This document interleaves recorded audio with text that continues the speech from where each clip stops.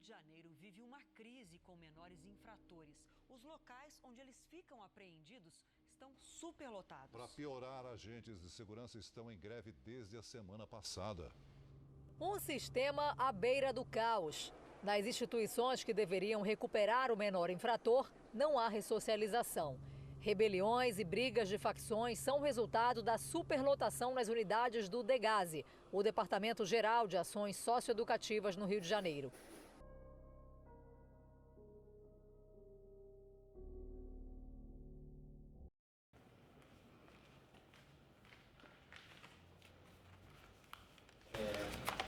O que a senhora acha sobre a redução da maioridade penal?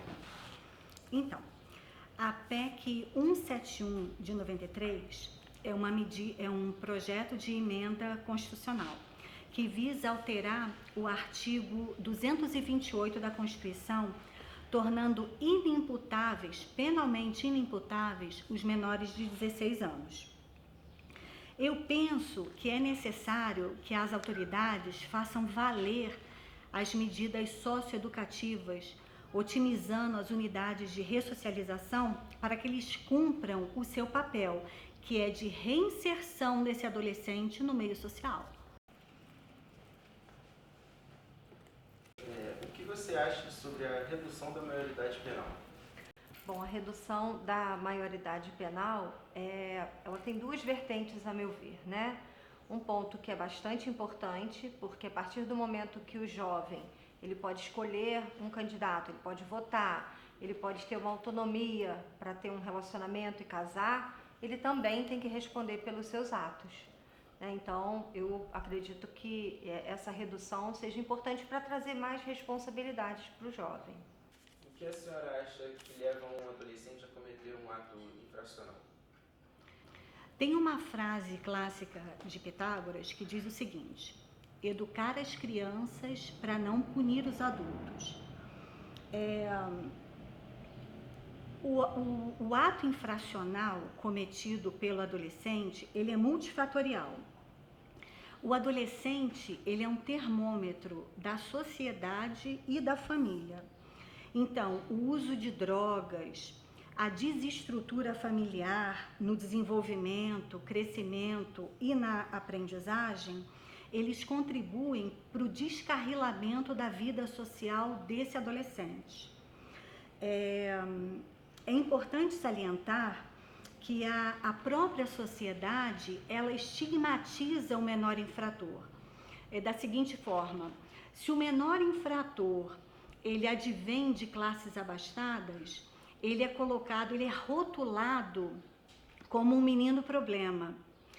Se esse adolescente, ele advém de classes menos abastadas, ele é rotulado como um marginal, como um delinquente. Então é interessante a sociedade repensar os valores que é dado de fato a esse menor infrator para que haja de fato uma evolução social. Então, além do meio, né, porque nós somos frutos de um meio, a relação familiar, isso é muito importante, né? Vou colocar só uma citação rápida aqui.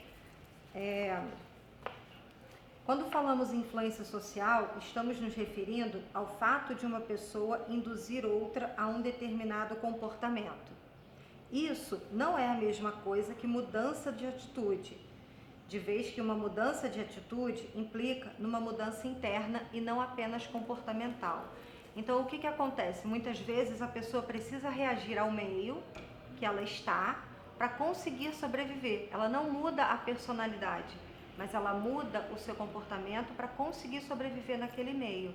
Então, assim, o meio influencia diretamente, mas se você está num ambiente tóxico, num ambiente conturbado, e você tem uma família que consegue te estruturar, né? Você consegue vislumbrar oportunidades, alternativas para não fazer parte desse meio. Então, a família, as oportunidades, a forma como esse jovem é colocado no mundo, as relações sociais que ele tem, né? Uma outra citação que eu separei, que eu acho importante também, é a seguinte, né? É importante que os jovens possam ter amizades e atividades fora do círculo familiar. Seu desenvolvimento e seu senso de identidade dependerão até certo ponto de sua habilidade em fazer novos relacionamentos, além do mundo familiar, sem, no entanto, perder o contato com a família como uma base.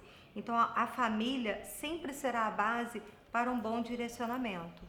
O circuito de segurança flagrou a tentativa de fuga no último sábado.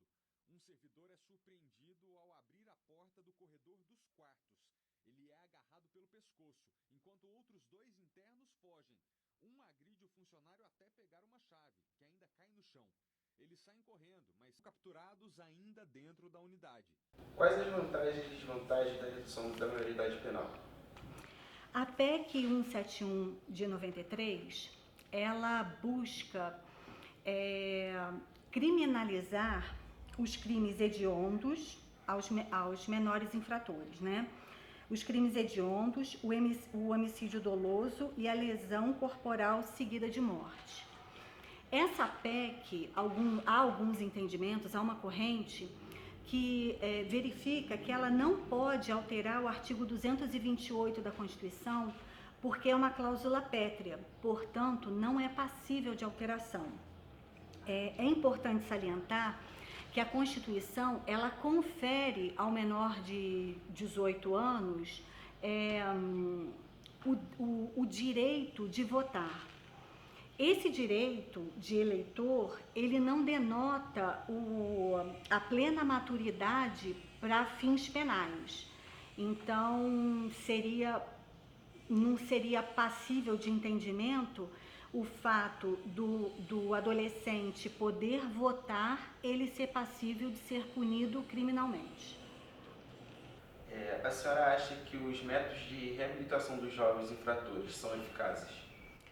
A meu ver, não, porque de verdade não há método de ressocialização, né? Eles são colocados num contexto extremamente inóspito, num sistema extremamente tóxico, num ambiente que não proporciona uma reabilitação, e eles se misturam, eles acabam tendo contato com jovens que cometeram atos muito mais graves, com transtornos de personalidade, como os psicopatas, os sociopatas, e isso transforma eles. Então, eles entram ruim e saem piores.